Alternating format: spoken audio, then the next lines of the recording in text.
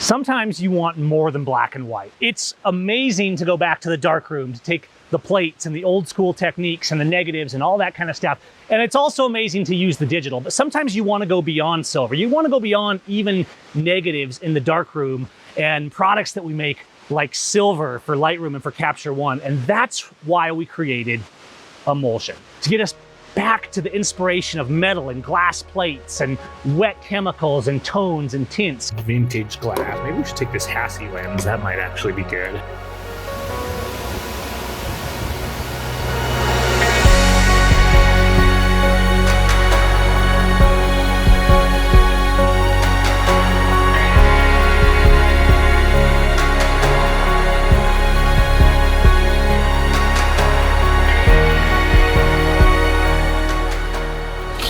Bienvenidos a Las Rosas, Mexico.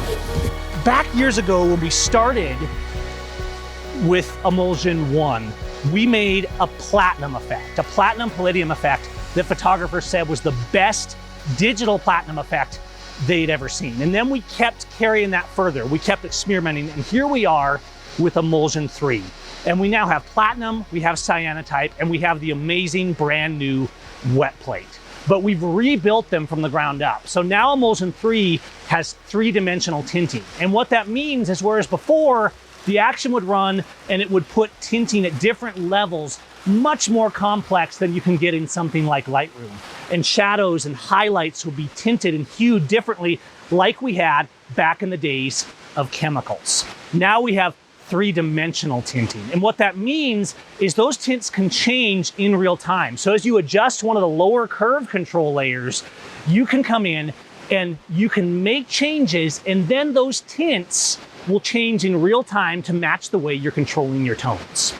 And it takes it even further with the new texture overlays. Now built into the action, you can add the water spotting, you can add subtle, beautiful, rich textures using repeating pattern textures that we've designed to run in the actions to instantly work on any image. So you run your look, you get the tone, the tinting, the platinum, the wet plate, and then only if you want to, you add a texture on top of it to make it even more amazing. Emulsion is simple, but it also gives you infinite possibilities. So you run the action and it comes out and you can use it as is. But you can also go in, you can change opacities, you can adjust those curve layers, and we make it simple with color-coded, simply designed, vertical editing layers that you can simply come in and control.